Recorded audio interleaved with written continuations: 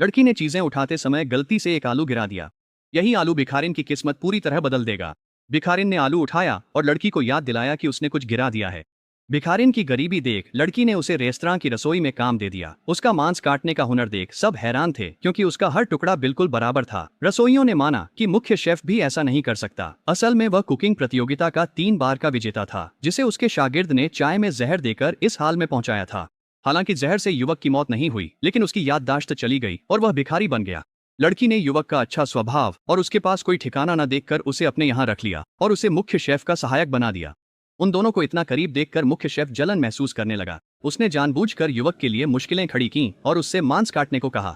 हर टुकड़ा 1 इंच लंबा और 3 मिलीमीटर चौड़ा होना चाहिए था, ताकि मांस की सही बनावट बनी रहे। मुख्य शेफ के बोलने से पहले ही युवक ने मांस तैयार कर उसे उसके सामने रख दिया था। मांस के टुकड़े बिल्कुल सही थे, उनमें कोई भी अंतर नहीं था। सभी ने युवक की चाकू चलाने की कला की तारीफ की और कहा कि वह मुख्य शेफ से भी बेहतर है। मुख्य शेफ ने मांस लिया, उपेक्षा दिखाते हुए कहा कि यह बस ठीक ठाक है।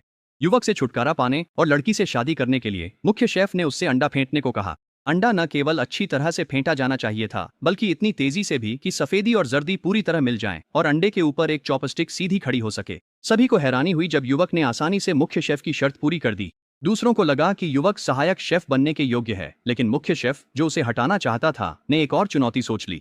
इस बार उसने युवक से कहा कि वह पोर्क टेंडरलॉइन को बैटर में लपेटे, जिसमें सॉस की मोटाई 1 मिलीमीटर से ज्यादा न हो। अगर सॉस की एक बूंद भी गिरती तो युवक को वहां से जाना पड़ता। युवक ने पहले पोर्क को बैटर में डुबोया, फिर अपनी आंतरिक ऊर्जा का उपयोग करके उसे समान रूप से लपेट दिया।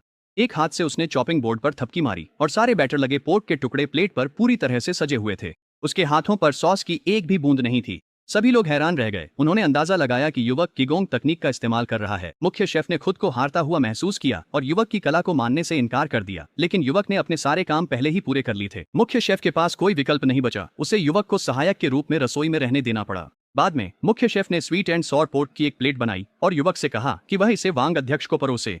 युवक ने तुरंत उस डिश में एक समस्या देखी।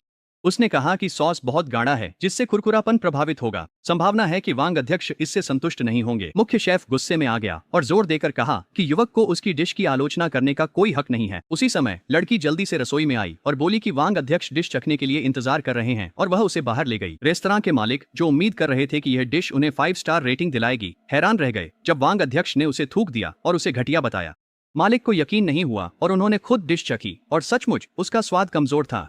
उन्होंने लड़की से कहा कि वह रसोई को बताए कि एक नई सिग्नेचर डिश तैयार करें, लेकिन मुख्य शेफ, जो रेस्तरां के सबसे कुशल रसोइये थे, ने दावा किया कि स्वीट एंड सॉर पोर्क उनकी खासियत है।